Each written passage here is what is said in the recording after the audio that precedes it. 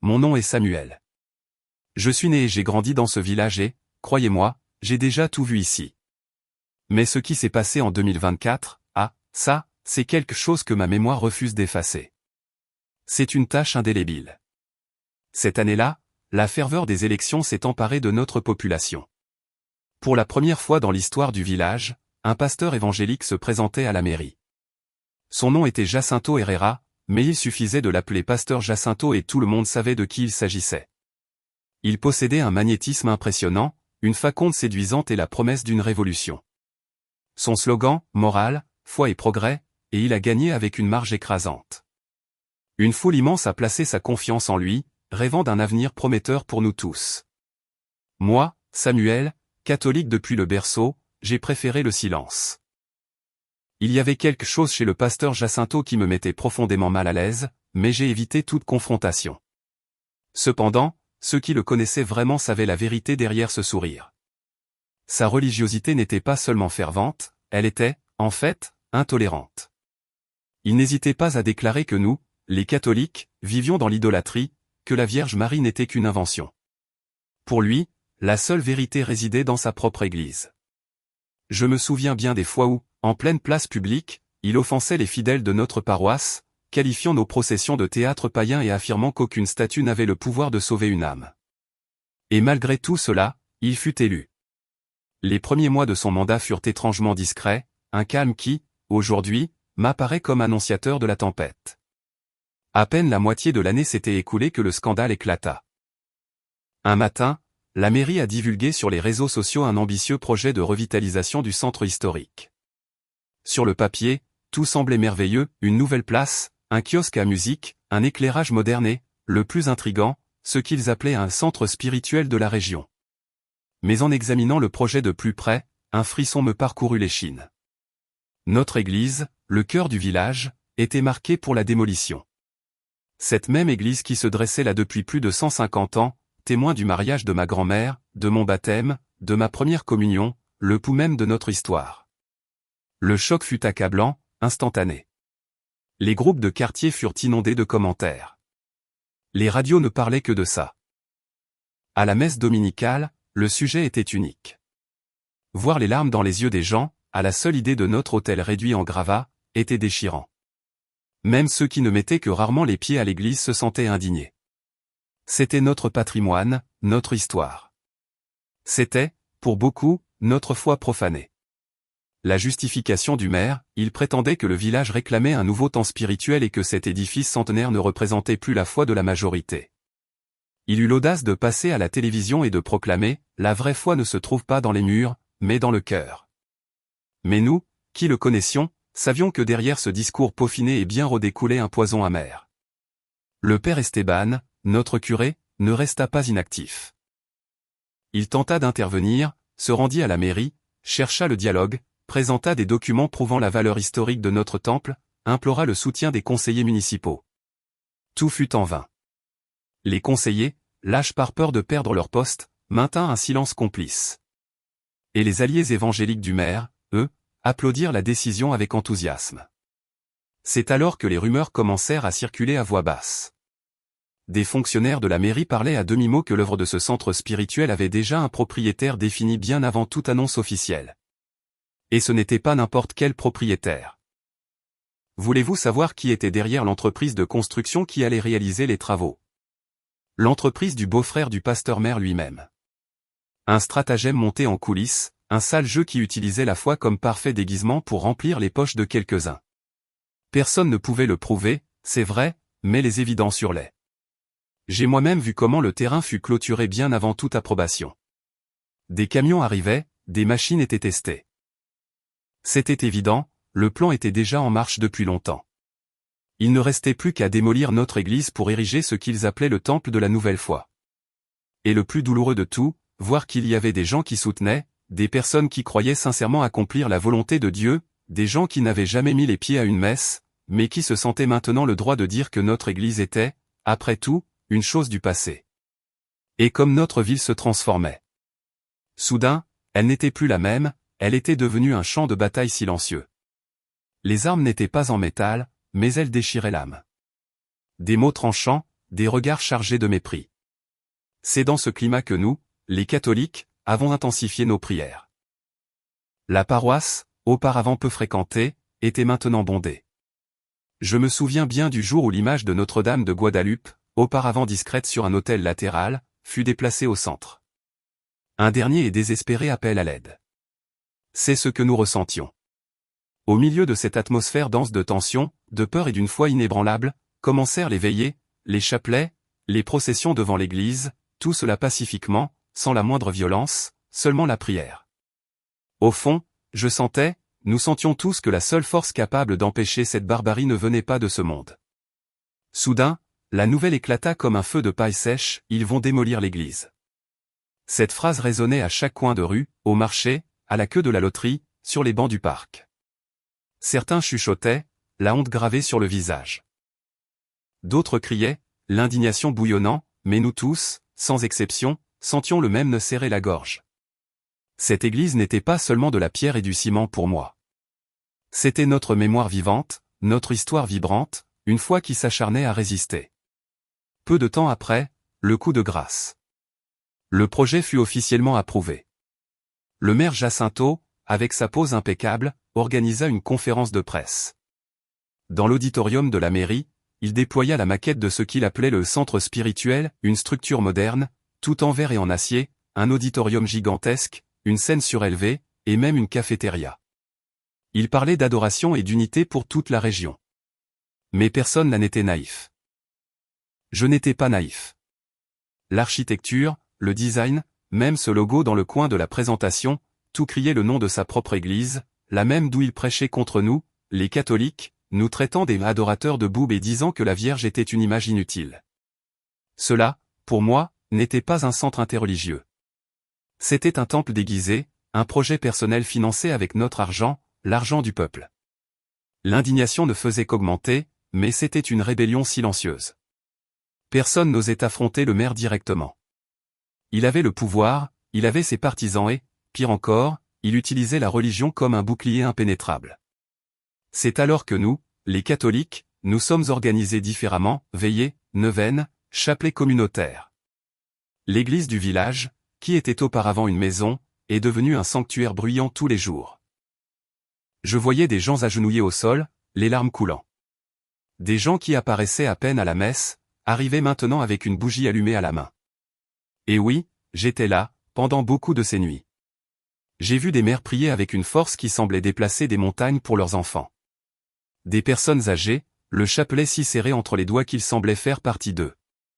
Des jeunes chantant de leur voix pure au pied de l'image de Notre-Dame de Guadeloupe. C'était une force qui ne naissait pas de la politique ni de quelque pouvoir terrestre. Elle naissait de quelque chose de beaucoup plus profond. C'était la douleur spirituelle de sentir qu'on nous arrachait quelque chose de sacré de l'âme. Et le maire, impassible, ignorait chaque supplique de la paroisse, chaque signature du peuple, chaque lettre envoyée par le diocèse.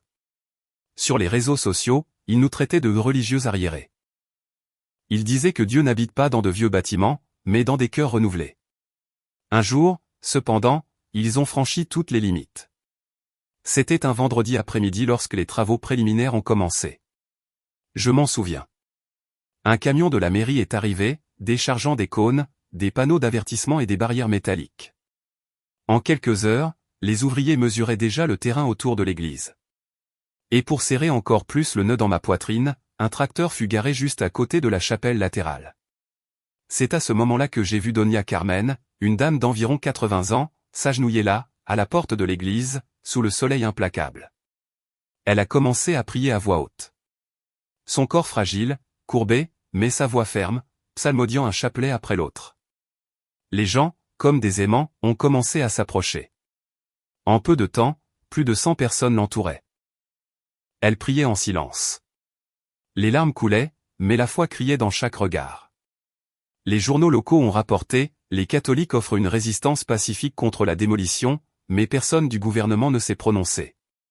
Pour eux, c'était comme si la foi du peuple n'existait pas. Nous étions invisibles. Et c'est pendant ces jours-là que les rumeurs sur l'entreprise de construction, qui n'étaient auparavant que des chuchotements, prirent de l'ampleur. On disait que l'entreprise engagée était de l'extérieur, oui, mais avec des liens directs et très avantageux avec la famille du maire lui-même. C'est alors que la vérité, celle que nous sentions tous déjà flotter dans l'air, s'est finalement révélée. Un fonctionnaire du cabinet, d'une voix basse et le regard lourd, a confirmé ce que beaucoup chuchotaient. L'homme derrière tout ce projet n'était autre que le beau-frère du pasteur-maire. Tout, absolument tout, était arrangé en coulisses, un enchevêtrement d'intérêts obscurs. Cette démolition de notre église n'était en aucun cas un simple acte de mépris religieux. C'était en réalité une affaire de plusieurs millions, une escroquerie pure et simple, déguisée sous le manteau de belles paroles et de la croix en poche. Mais même s'il tentait de nous briser, la foi de notre peuple, elle ne faisait que grandir. Le dimanche suivant, le père Esteban, avec sa force inébranlable, a organisé une messe en plein air juste là, devant l'église. La réponse fut impressionnante.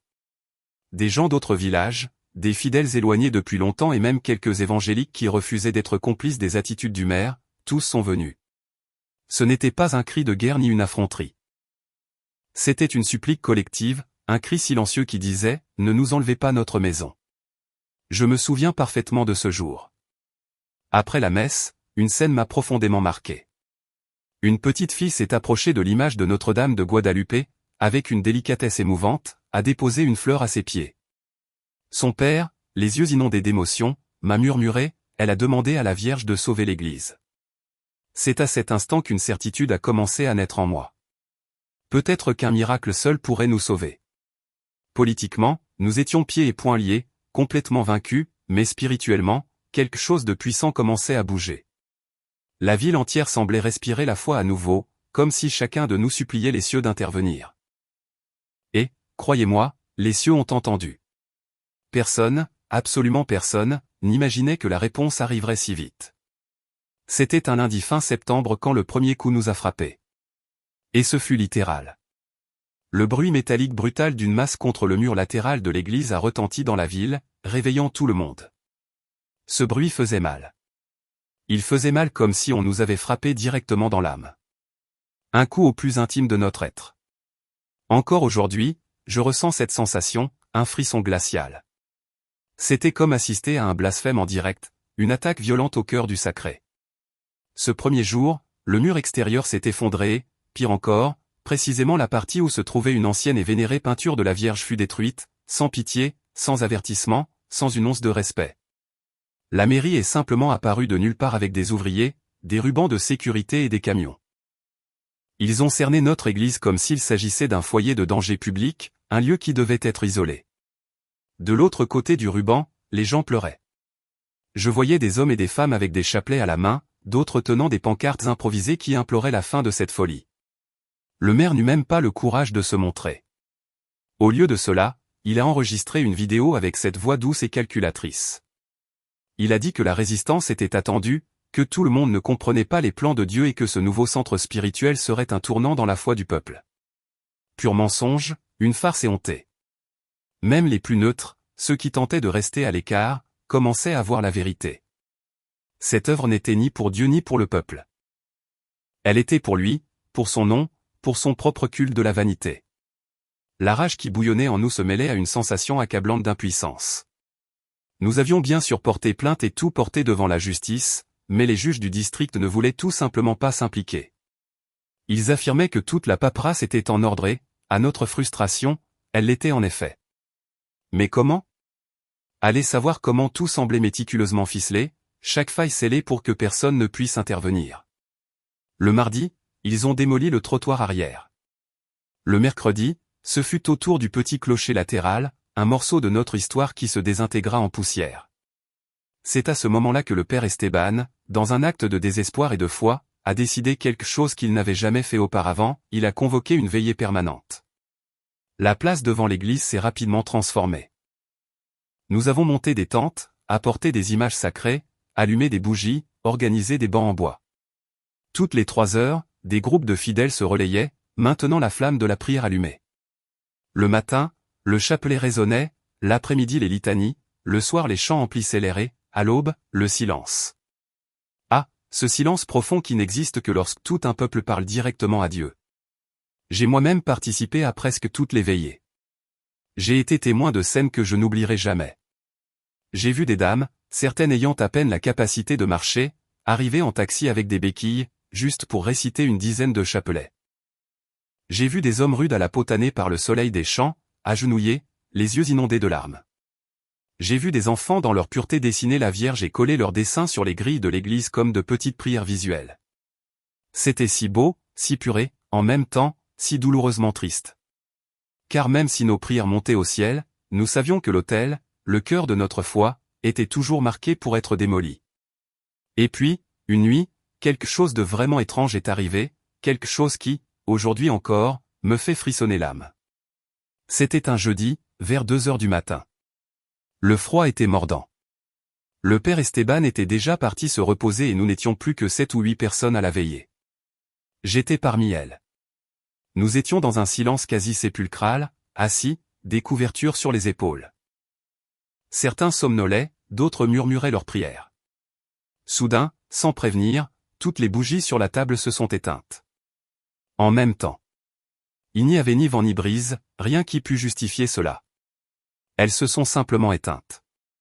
Un frisson nous a parcouru. Nous avons eu peur, bien sûr.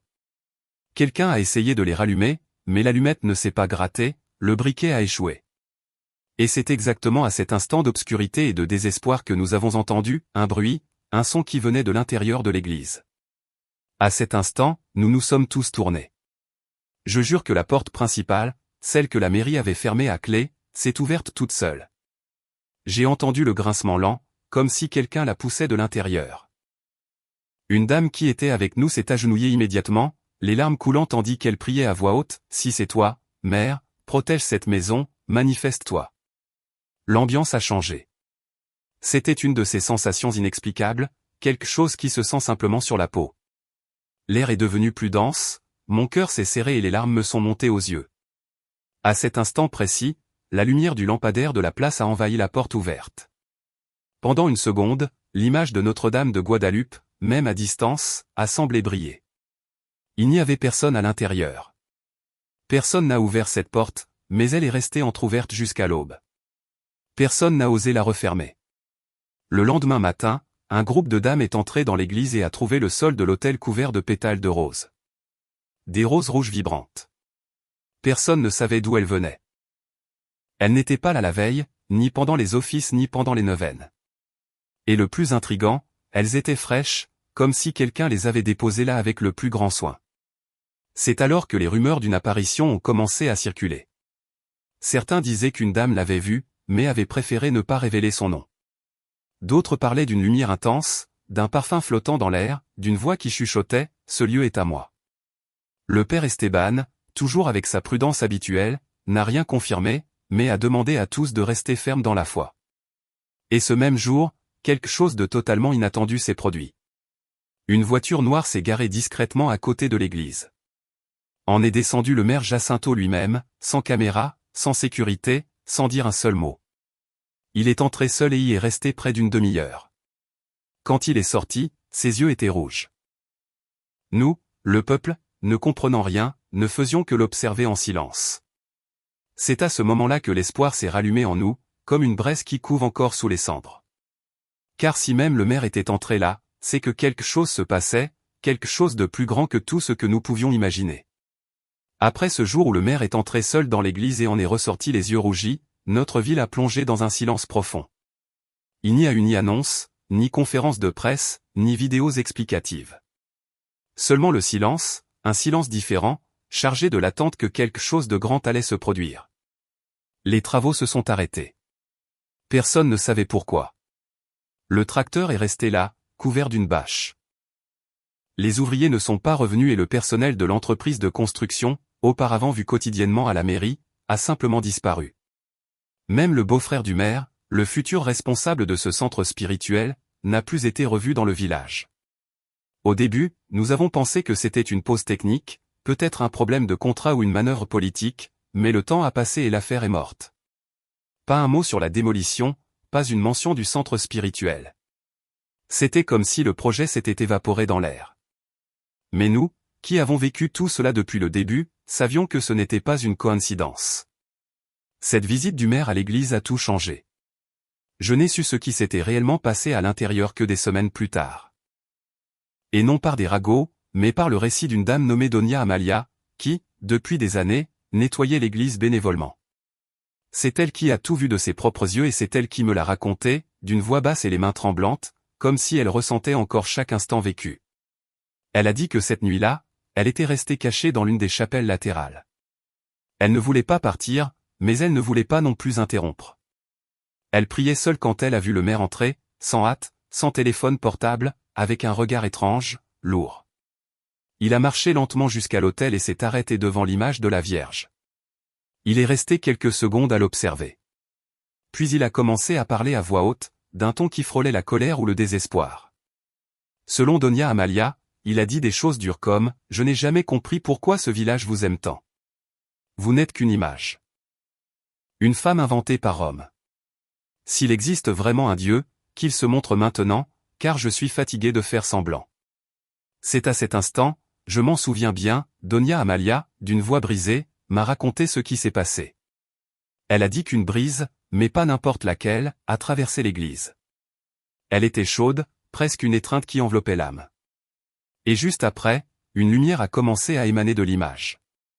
Ce n'était pas un éclat fort comme celui d'un projecteur, mais une lueur qui semblait naître de l'intérieur même du mur, une lumière sereine qui grandissait à chaque seconde. Je pouvais presque sentir l'air dense rien qu'en l'écoutant. Le maire, a-t-elle poursuivi, a reculé d'un pas, a levé la main comme s'il voulait se protéger de quelque chose d'inévitable, mais il était déjà trop tard. L'image de la Vierge, qui semblait auparavant inanimée, l'a regardé directement. Oui, elle a ouvert les yeux lentement et l'a fixé sans détourner le regard. Donia Amalia a juré qu'à cet instant, l'air dans l'église est devenu dense, comme si le temps s'était arrêté. Et elle a entendu, non pas avec les oreilles, mais avec une certitude qui lui venait du cœur, une voix féminine, douce, oui, mais avec une fermeté qui coupait l'air, « Ne touche pas à ce qui est à mon fils. Ce lieu est sacré. Ici, tu ne commandes pas. » À ce moment-là, le maire est tombé à genoux. Il n'a rien dit de plus. Il pleurait comme un enfant abandonné, comme quelqu'un qui venait d'assister à l'impossible. Il s'est couvert le visage de ses mains et est resté là, immobile, pendant longtemps. Puis, lentement, il s'est levé, a marché jusqu'à l'autel, a touché les pieds de l'image avec une révérence que personne n'attendait et est sorti de l'église sans regarder en arrière. Donia Amalia, pétrifiée, n'a pas osé bouger un seul muscle tant qu'il n'était pas complètement dehors. Quand elle a finalement regardé à nouveau l'image, les yeux étaient fermés et la lumière avait disparu. Elle a gardé cela pour elle pendant plusieurs jours. Le silence de l'expérience était pesant. Ce n'est que lorsqu'elle a vu que l'œuvre avait été complètement paralysée et que le maire n'avait plus jamais mentionné le projet, qu'elle s'est sentie en sécurité. Alors elle s'est décidée à le raconter. Elle nous l'a raconté, à moi et à 2 autres amis de confiance. Ce n'était pas une punition, nous a-t-elle dit les yeux remplis de larmes. Ce fut une visite. Elle n'est pas venue avec colère, elle est venue avec amour. Elle a juste voulu montrer que le sacré ne se détruit pas. Et c'est exactement ce qui s'est passé. Le maire n'a plus jamais mal parlé de la Vierge ou des catholiques. Il n'a plus jamais fait de vidéos d'attaque. Il n'a plus jamais qualifié les processions d'idolâtrie. Au contraire, quelques semaines plus tard, à la surprise générale, il est apparu à une messe. Il s'est assis sur le dernier banc, discret, un chapelet à la main. Personne ne lui a rien dit, personne ne l'a désigné du doigt. Tous ont simplement prié dans un silence respectueux. Il ne s'est pas excusé publiquement, mais ce n'était pas nécessaire. Ceux qui connaissent la foi savent quand quelqu'un s'est rendu à un miracle. Le village a recommencé à respirer. L'église est restée debout, intacte. Les veillées, auparavant actes de résistance, se sont transformés en fêtes de gratitude. Et même ceux qui étaient auparavant divisés par les opinions et les peurs ont commencé à se réconcilier. Parce que nous tous, d'une manière ou d'une autre, nous avons senti que quelque chose du ciel avait touché cette terre. Et quand la foi touche un peuple, rien n'est plus comme avant. Les jours qui ont suivi cette nuit furent d'un silence pur, mais pas un mauvais silence. C'était un bon silence, de respect, d'attente pour quelque chose que personne ne savait expliquer avec des mots, mais que nous sentions tous au fond de notre poitrine. Même le vent sur la place semblait souffler différemment, plus doux. La nouvelle que le maire était entré seul dans l'église s'est répandue lentement comme une rumeur, mais elle a rapidement pris de l'ampleur. Certains disaient qu'il était allé prier, d'autres qu'il était allé faire ses adieux. Et il y avait ceux qui juraient qu'il avait eu une vision, mais la vérité est que personne ne savait avec certitude. Et lui, il n'a rien dit. Il a disparu pendant plusieurs jours, n'est pas allé à la mairie, n'est pas apparu au culte, n'a pas donné d'interview. Les gens ont commencé à se demander, serait-il tombé malade? Aurait-il regretté? Aurait-il vu quelque chose? Et puis, un dimanche matin, la ville s'est réveillée avec un mouvement étrange. Très tôt, des techniciens de la mairie ont commencé à démonter les barrières métalliques qui entouraient l'église. Ils ont retiré les panneaux aux zones en travaux qui nous affligeaient tant. Le tracteur, qui était resté couvert pendant des jours, fut chargé sur un camion et emmené. Cela ressemblait à un rêve devenu réalité, un miracle en train de se produire juste sous nos yeux.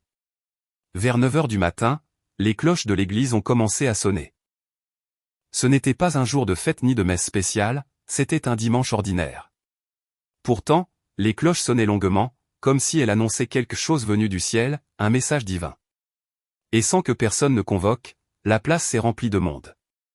Des mères avec des enfants dans les bras, des dames avec un voile blanc, des jeunes avec des t-shirts de la Vierge, des messieurs avec un chapeau qui n'apparaissait que lors des grandes fêtes, tous là, debout, attendant sans savoir exactement quoi.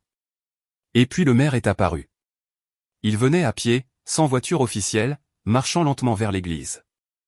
Je me souviens clairement de ce jour. Il est arrivé sans la pompe habituelle. Aucun garde de sécurité en vue. Vêtu d'une manière que nous n'avions jamais vue, sans micro, sans podium. Je l'ai vu monter les marches de l'église, s'arrêter devant la porte déjà ouverte. À ce moment-là, il a respiré profondément. Il nous a regardés, il a regardé le peuple. Sa voix était ferme, oui, mais je pouvais sentir l'angoisse, l'émotion dans sa gorge, presque palpable dans l'air. Alors sa voix a résonné, brisant le silence expectant, « Cette église ne sera pas démolie », a-t-il poursuivi avec une franchise qui nous a pris par surprise. J'ai vu ce que je ne peux expliquer et il ne me revient pas de toucher à ce qui est de Dieu. Un soupir collectif a parcouru toute la place, des gens pleurant, s'embrassant, beaucoup tombant à genoux sur le sol. Ce ne fut pas une explosion de cris ou une fête, ce fut quelque chose de plus profond, une commotion de celles qui ne surgissent que lorsque l'impossible devient soudain réalité juste sous nos yeux. Il a poursuivi d'une voix empreinte d'une nouvelle humilité, « J'ai commis des erreurs », a-t-il confessé. Je n'ai pas écouté, j'ai été obstiné, mais Dieu a eu pitié de moi et m'a montré ce que je ne voulais pas voir. Et c'est alors que s'est produit ce que personne n'attendait, il a sorti un chapelet de sa poche, l'a levé là pour que tous le voient.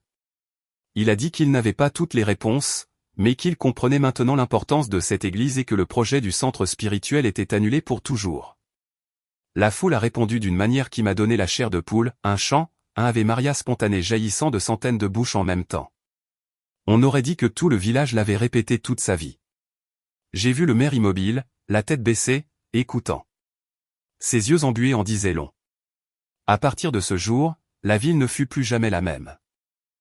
L'église fut restaurée brique par brique grâce à des dons, les murs reconstruits, les images nettoyées et replacées avec tout l'honneur qu'elles méritaient. Mais le vrai miracle pour moi n'a pas été le bâtiment, ce fut ce qui a fleuri dans les cœurs. Des personnes qui auparavant se regardaient à peine ont recommencé à se saluer. Des familles divisées par des années de désaccords religieux se sont retrouvées. Même des évangéliques qui avaient toujours répudié le fanatisme du maire sont allés à la messe pour remercier. Et lui n'est plus redevenu pasteur, mais il n'a pas non plus abandonné sa foi. Il a continué à fréquenter son église, mais n'a plus jamais attaqué les catholiques. N'a plus jamais traité la Vierge des idoles. N'a plus jamais raillé une procession. Je me souviens l'année suivante, quand l'image de Notre-Dame de Guadeloupe est passée par la place, il était là, debout à la porte de la mairie et il a applaudi. Le narrateur de la procession, au micro, a murmuré quelque chose qui m'a marqué, « Ceci est aussi un miracle. » Et tout le peuple l'a compris. Ainsi, petit à petit, notre ville a ressurgi, mais avec quelque chose de nouveau, quelque chose qui nous a transformés, un respect plus profond, une foi inébranlable et une certitude gravée dans l'âme de chacun de nous. Personne, quel que soit son pouvoir, ne peut effacer ce qui a été consacré avec foi et larmes. Je l'ai vu de mes propres yeux. La Vierge n'est pas venue pour crier ou pour punir. Elle est venue pour toucher le cœur le plus endurci. Et oui, elle y est parvenue. Aujourd'hui, en regardant en arrière, l'émotion m'envahit encore. Beaucoup de temps s'est écoulé depuis que tout s'est passé, mais il semble que c'était hier. Chaque détail de cette histoire est resté gravé en moi, Samuel, comme s'il avait été écrit avec du feu dans mon cœur. Car ce n'est pas seulement l'Église qui est restée debout, c'est notre foi. Beaucoup disent que les miracles sont des choses extraordinaires, des lumières dans le ciel, des voix qui s'entendent. Mais le vrai miracle pour moi a été de voir un homme qui haïssait la Vierge Marie, s'agenouiller devant elle. Voir un maire orgueilleux, aveuglé par la vanité, reconnaître qu'il ne contrôlait pas tout, que sur ce sol sacré son pouvoir ne valait rien. Je me souviens parfaitement du jour où tout a été confirmé, les travaux annulés, la documentation annulée, le projet enterré. C'était lors d'une session du conseil municipal. Le maire était là et, pour la première fois, dans un silence absolu, il a juste écouté les conseillers confirmer, l'église principale était officiellement préservée, enregistrée comme patrimoine historique et religieux de notre village. À la fin de la session, il s'est levé lentement, a remercié et est parti. Dehors, un groupe de dames l'attendait. Elles ne sont pas venues réclamer ni avec colère, elles ont juste dit d'une voix brisée, « Merci de ne pas toucher à ce qui est à elle ». Il a baissé la tête et sa réponse m'a profondément marqué, je la remercie aussi. Cela m'a hérissé la peau, Samuel, car ce n'était pas un geste politique, c'était quelque chose qui jaillissait de l'intérieur, un signe clair que son cœur avait été touché. Peut-être, encore avec des doutes, oui, mais déjà avec une graine de foi. Après ce jour, il a commencé à marcher davantage dans les rues, sans discours, sans sécurité. Et je voyais à chaque pas la preuve que la foi, quand elle touche, transforme pour toujours. Moi, Samuel, j'ai tout vu de près. Je me souviens de lui, assis sur ce banc de la place, les yeux fixés sur l'église. Avant, pour beaucoup, il était presque un ennemi, mais soudain, quelque chose a changé. La ville entière a commencé à le voir autrement, non plus comme un adversaire, mais comme quelqu'un qui a trébuché et a été relevé. C'est que la main de la Vierge, quand elle s'étend, ne pousse pas vers l'abîme. Elle élève, elle corrige avec un amour qui transforme. Soudain, les messes se sont remplies. C'était un murmure constant. L'image de Notre-Dame de Guadalupe a gagné une place d'honneur, juste sur l'autel principal, entouré d'une mer de fleurs et de bougies. Des gens d'autres villes venaient juste pour témoigner. Ils voulaient voir l'église qui, disait-il, a survécu à la démolition. Mais nous, les plus anciens d'ici, savions la vérité. L'église n'a pas survécu, elle a été protégée. Et plus que cela, elle est devenue un phare, un symbole vivant que la foi ne plie jamais devant l'intolérance, que l'amour d'une mère est, oui, plus fort que toute la vanité humaine et que souvent, c'est précisément quand tout semble s'effondrer que le ciel décide d'agir. Vivre ici, dans cet endroit, fait toujours partie de moi. Je vais toujours à l'église, bien sûr, et chaque fois que je traverse l'allée centrale, mes yeux rencontrent l'image de la Vierge. C'est un sentiment qui m'envahit, quelque chose d'indescriptible. Ce n'est pas une peur fugitive ni une émotion passagère. C'est de la pure gratitude, une paix qui me comble profondément. C'est comme si elle me parlait sans un mot, je suis toujours là. Mes petits-enfants, je les ai déjà amenés jusqu'à l'autel. Je leur ai raconté cette histoire plus d'une fois et je répète toujours pour qu'ils n'oublient jamais, la foi ne se crie pas, elle se maintient. Si un jour on essaie de vous arracher quelque chose de sacré, ne réagissez pas, ne bougez pas, priez seulement. Ce fut la prière, notre sainte ténacité et l'union inébranlable qui ont sauvé notre Église. Ce fut cette foi qui est restée ferme. Même quand tout semblait perdu, le changement ne s'est pas arrêté au maire. Il a embrassé tout le monde. La ville entière s'est transformée. Des personnes qui auparavant se saluaient à peine, s'unissaient maintenant dans la prière. Des groupes qui vivaient séparés ont commencé à se respecter. Je me souviens même de quelques évangéliques qui, au début, se sont tus. Ensuite, ils sont venus nous voir pour s'excuser. Beaucoup d'entre eux ont raconté qu'ils avaient senti quelque chose d'inexplicable les toucher. Et cela, pour moi, est aussi un miracle. Un miracle ne se termine pas quand les lumières s'éteignent. Il persiste. Elle vit dans les gens, dans les petits gestes, dans les histoires que nous continuons de raconter. Aujourd'hui, quand quelqu'un me demande si j'ai vu la Vierge, ma réponse est toujours la même, oui. Pas avec les yeux qui voient le monde, mais avec l'âme. Ce qu'elle a accompli ici est indéniable. Ce fut quelque chose de réel, de fort, de permanent. Et l'Église est là, belle, solide, plus vibrante que jamais. Chaque fois que les cloches sonnent, je ferme les yeux, je remercie. Merci, Sainte Vierge, je murmure. Merci d'être restée. Merci de nous montrer que nous ne sommes jamais, jamais seuls. Si jamais vous avez douté, vous vous êtes senti petit ou avez pensé que la foi n'avait pas de pouvoir face aux forces du monde, souvenez-vous de cette histoire. Souvenez-vous de notre village. Souvenez-vous de ce miracle qui a fleuri juste quand personne n'y croyait plus. Car il est venu, et quand un tel miracle se manifeste, rien n'est plus comme avant.